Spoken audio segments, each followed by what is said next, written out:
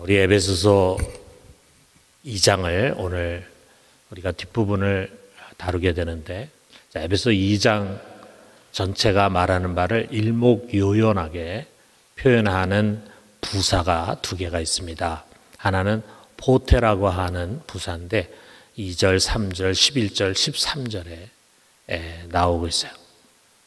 그 말을 우리 성경에서는 전에는, 그때는, 이전에는 이런 것으로 번역하고 있습니다.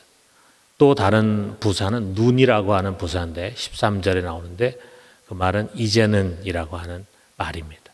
전에는 그리고 이제는 이 두 개의 부사가 2절 전체가 무엇을 말하는지를 우리에게 말해주고 있습니다. 바울은 우리가 이전의 모습이 어땠는지를 먼저 가르치고 있어요. 전에는 우리는 허물과 죄로 죽었고 마귀를 쫓는 자들이었고 육신과 마음에 원하는 것을 해서 본질상 진노의 자녀였다. 그게 우리의 모습이었다. 이게 1절부터 3절까지. 또 12절에서는 우리는 그리스도와 상관없는 자들, 이스라엘 밖에 있었고 언약에 대해서는 외인이고 아무 소망도 없고 하나님이 없는 자들이었다. 그러나 이제는 어떻게 되었는가? 이제는 하나님의 은혜를 인하여 믿음으로 말미암아 우리가 그리스도와 연합했다. 그래서 죽은 자 가운데서 함께 살리심 받았고 함께 일으키심 받았고 또 함께 영광의 자리에 앉히셨다. 이것이 5절에서 7절입니다. 그래서 모든 관계가 회복이 되어서 유대인과 이방인이 둘이 하나가 되었고 또 아울러 하나님과 화목하게 되어서 이 둘이 한 성령 안에서 하나님께 나아감을 입게 되었다라고 말하고 있습니다. 다시 말해서 그리스도 안에서 우리는 완전히 새로운 피조물이 되었다. 자, 이거를 존 스토트는 새로운 인류라고 표현을 했어요. 링컨이라는 사람은 제3의 종족이다. 우리는 과거보다 조금 더 나은 사람이 된 것이 아니라 그리스도 안에서 완전히 새로운 피조물이 된 것입니다. 진정으로 중생을 한 사람들은 여기에 대한 확신을 갖게 됩니다.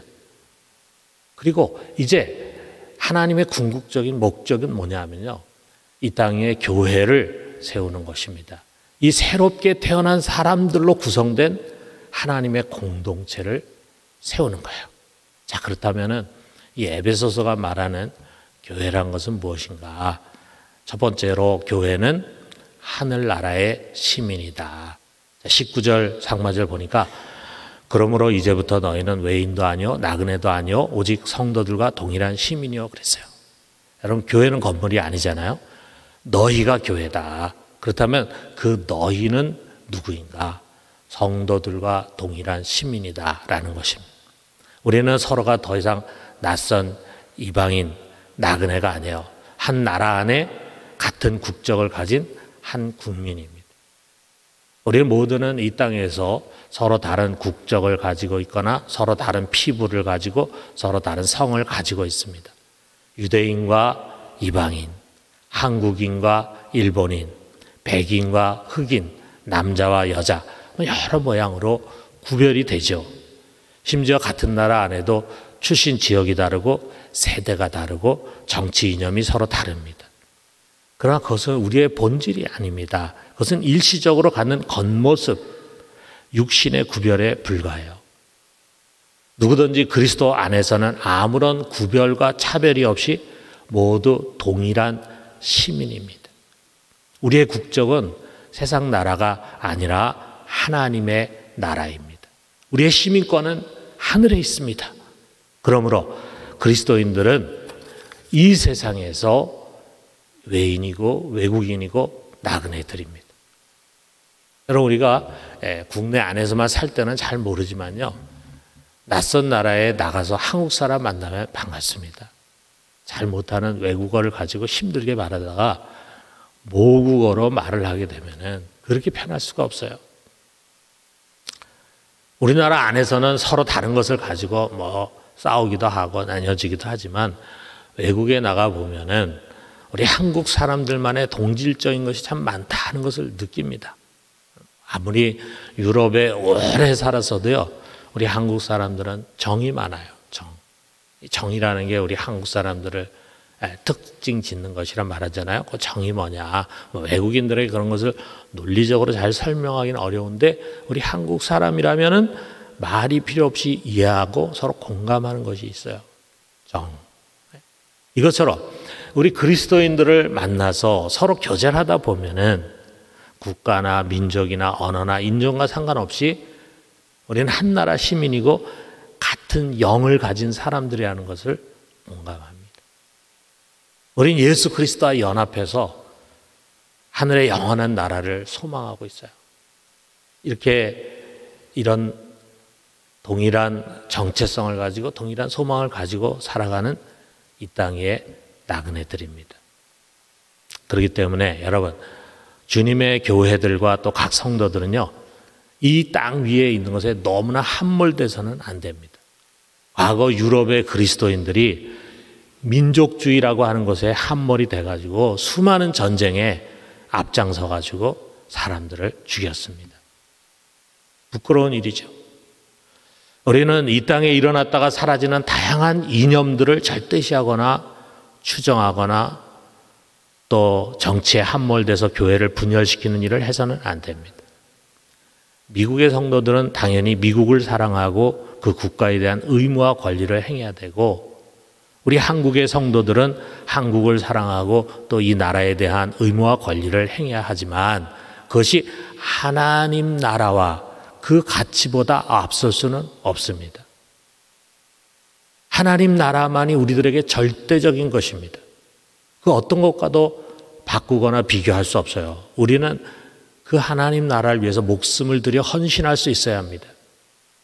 우리가 그런 확신이 분명하면은 그 이외에 이 세상에 속한 것들은 모두 상대적으로 대하게 됩니다. 상대적인 것에 불과하다는 것을 깨닫게 돼요. 자, 상대적이라고 하는 것은 나와는 다른 상대방의 생각과 주장도 이해하고 용납하는 관용을 갖게 해주죠. 우리가 무엇을 절대적으로 여기게 되면은 나와 다른 것에 대해서 전혀 받아들이려고 생각하지 않고 다 틀렸다라고만 생각을 하게 돼요. 그런데 상대적이다 생각을 하면은 나도 그것이 다 옳은 것은 아니지. 네가 갖고 있는 생각도 옳은 것이 있을 수 있지. 이렇게 이해를 해주고 용납을 해줄 수가 있어요. 여러분, 올바른 교회가는 세상 속에서 이런 관용을 가지면서 우리는 하나님 나라의 한 시민이다라고 하는 분명한 의식을 갖게 해줍니다. 두 번째로, 교회는 하나님의 권속이다. 자, 9절 하반절 보니까 하나님의 권속이라 그랬어요. 권속이라는 말은 영어로 하면 members of family of God이라는 그런 뜻입니다. 하나님의 가정의 멤버들이다. 자, 우리 그리스도인들은 모두 하나님의 가족의 일원입니다. 우리 모두는 형제고 또 자매예요. 한 아버지 아래서 한 주를 모시고 한 성령을 받아서 한 몸을 이룬 가족이에요. 정말 믿음의 눈으로 보면은 세상의 가족보다 더 가까운 것이 우리 믿음의 성도들입니다. 여러분, 가족이라고 하는 것은요, 우리가 좀 전에 얘기한 시민이라고 하는 것과는 좀 다른 성격이에요. 가족은 가장 긴밀한 유기적 공동체예요. 시민이라는 것이 그렇게 유기적인 공동체까지 가기는 어렵잖아요. 그런데 가족은 다르다 이거죠. 자, 우리 막내 동생이 아프면은요, 형도 아프고 누나도 아파, 엄마도 아프고 아빠도 아파, 모두가 아픕니다. 형이 좋은 직장에 취직했다 그러면 온 가족이 함께 기뻐하고 축하합니다. 함께 웃고 함께 우는 이것이 정말 건강하고 살아있는 진정한 가족이죠. 아마 여러분 가족들이 다 그런 건강한 모습일 것이라 생각합니다. 그리고 그 가정을 이끄는 끄는 다른 무엇이 아닌 사랑입니다. 사랑이 있는 가정이 바로 이런 모습이라 이거죠. 교회 역시 마찬가지입니다. 여러분, 우리는 사랑으로 서로 연결된 한 가족임을 다시 명심해요. 우리가 이 유기체성을 잃어버린다면 교회는 그저 메마른 세상 조직에 불과할 뿐입니다. 코로나는 우리가 원하든 원하지 않던 뭔가 우리를 좀 멀어지게 했습니다. 서로 어떻게 지내는지도 잘 모릅니다. 얼굴을 본 지도 오래됐어요. 만나지를 못했습니다. 영적으로 또는 육적으로 병들고 쇠약해진 지체들도 있을 것입니다. 서로의 관심과 돌봄이 더욱 필요합니다. 이제 다시 사랑으로 묶여진 가족으로서의 교회성을 우리가 다시 잘 회복할 수 있게 되기를 주님의 이름으로 축원합니다. 자, 마지막 세 번째는 교회는 사도와 선지자의 터 위에 세워졌다. 20절에 보니까 너희는 사도들과 선지자들의 터 위에 세우심을 입은 자라. 그리스도 예수께서 친히 모퉁이돌이 되셨느니라 그랬어요. 바울은 교회를 집 건물로 묘사합니다. 튼튼한 집, 여러분 집이 튼튼하고 잘 지어지려면 기초가 튼튼해야 되죠. 그 교회의 기초가 뭐냐? 사도들과 선지자들이다 라고 하는 거예요. 사도. 자, 지금 우리가 이런 직분이 없지만 사도는 우리 교회 사도행전에 보면은 나오죠. 우리 주님께서 친히 세우고 파송한 자들이에요. 복음을 전하고 또 복음을 통해서 믿음을 갖게 된 자들을 잘 말씀으로 가르쳐서 제자를 만들어 가지고 그래서 교회를 세우도록 했습니다. 또 선지자는 뭡니까? 선지자는 하나님의 계시를 받은 자들이에요. 그리고 그것을 교회에 전하는 자들입니다. 다시 말해서 성경을 기록한 자들이에요. 여기에 선지자들은 성경을 기록한 자들을 가리킵니다. 그리고 그 성경을 기록한 자들 중에는 사도들이 또 대부분이에요. 그래서 사도들과 선지자들이 겹쳐지는 사람이 많이 있었습니다. 이 성경 위에 교회가 세워진 것입니다. 그러므로 여러분, 지상에 있는 교회는요, 어느 날 갑자기 세워지는 것이 아니에요. 자, 우리 부산중앙교회는 1945년 12월 첫째 주일에 모여서 우리가 설립이 됐죠. 근데 엄밀한 의미에서는 사실 2000년 전에 심겨지고 자라난 주님의 교회라고 하는 거대한 나무의 끝자락에 있는 잔가지에 불과합니다. 우리 모든 교회들은요, 다 똑같이 사도와 선지자들의 뿌리를 두고 있어요.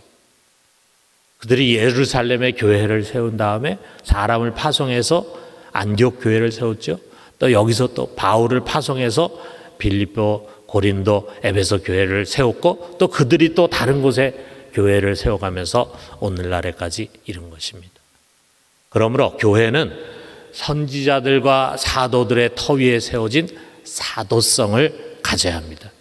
이 사도성이 없는 교회는요, 뭐 겉으로는 건물도 있고 사람들도 모이는 것 같지만 진정한 교회가 아닙니다. 대표적인 것이 중세 카톨릭 교회였어요. 그들은 교황이 사도이기 때문에 우리가 사도성을 가진 정통교회다라고 생각했지만 그것은 잘못된 것이었습니다. 그렇기 때문에 종교개혁 교부들은요, 진정한 사도성은 뭐냐? 그것은 사도들의 가르침을 이어가는 것이다. 이게 사도성이라고 그랬어요. 그리고 그 가르침은 다른 무엇이 아니라 성경에 담겨 있는데 그렇기 때문에 우리는 성경으로 돌아가야 된다. 그래서 가톨릭과 달리 우리 개신교는 성경을 그 어떤 신학이나 전통보다도 더 위에 올려놓은 것입니다. 아울러 우리 한스킹이라고 하는 유명한 신학자는요, 사도성은 사도들의 가르침이기도 하지만 그것뿐만이 아니라 사도들의 사역을 이어가는 것이다 그랬습니다. 사도들의 사역이 뭡니까? 그것은 바로 복음 증거라 이거죠. 사도들은 복음을 전하기 위해서 세움을 받고 파송을 받았어요. 교회는 복음을 전해야 진정한 사도성을 가진 교회입니다. 복음을 전하지 않는 교회는 진정한 교회가 아니에요. 복음을 전하지 않는 성도는 진정한 교인이 아니에요. 사랑하는 성도 여러분, 우리 교회는 사도와 선지자들의 터 위에 세워진 교회입니다. 동시에 그런 교회가 되도록 해야 합니다. 그러기 위해서는 우리 성도들 하나하나가 성경의 가르침을 더욱더 철저히 배우고 그리고 그것을 실천해 가야 합니다. 아울러 복음 전하는 일을 게을리해서는 안 됩니다. 여러분, 코로나로 인해서 좀 느슨해진 우리들의 사도적인 영성을 다시금 일으켜 세울 수 있게 되기를 주님의 이름으로 축원합니다.